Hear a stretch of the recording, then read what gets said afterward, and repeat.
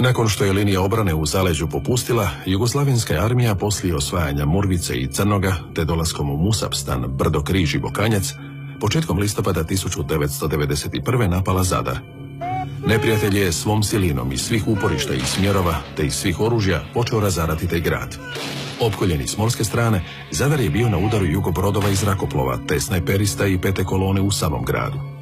Osim što je sa svih strana bio okružen postrojbama JNA i paravojnih jedinica, sastavljenih uglavnom od lokalnih Srba, unutar grada bilo je najmanje 10-ak vojarni koje je držala JNA, iz kojih se nesmetano pucalo.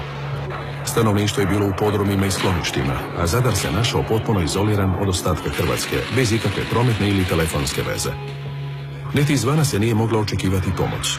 Vrhunac pakla dogodio se u nedjelju 6. listopada 1991. kada je grad doslovce gorio. Poginula su 23 civila, a kasetne bombe i tisuće granata padale su u samo srce grada, u kojem je pogođeno više od 120 objekata. Opći napada na Zadar trajao je punih 5 dana.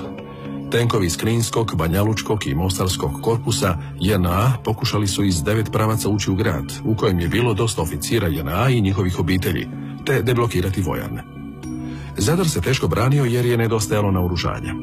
Ipak hrvatske postrojbe uspjele su svojom odlučnošću i hrabrošću zaustaviti napredovanje znatno nadmoćnijeg neprijatelja i obraniti grad. Jednu od ključnih uloga odigrala je 3. Imotska bojna 4. gardijske brigade, koja je branila prvu crtu bojišnice na starim talijanskim bunkerima i u samom gradu. Ništa manje značajna bila je uloga postrojbi policije, dijelova 112. Zadarske brigade na Bokanjcu, te gradskih rajonskih štabova. Nakon neuspjeha, napadači su ponudili pregovore o prekidu vatre, pa je nastupilo zatišje koje je potrajalo nekoliko tjedana. Potom su opet uslijedili sustavni napadi na Zadar, u kojima je poginulo još 30-ak civila.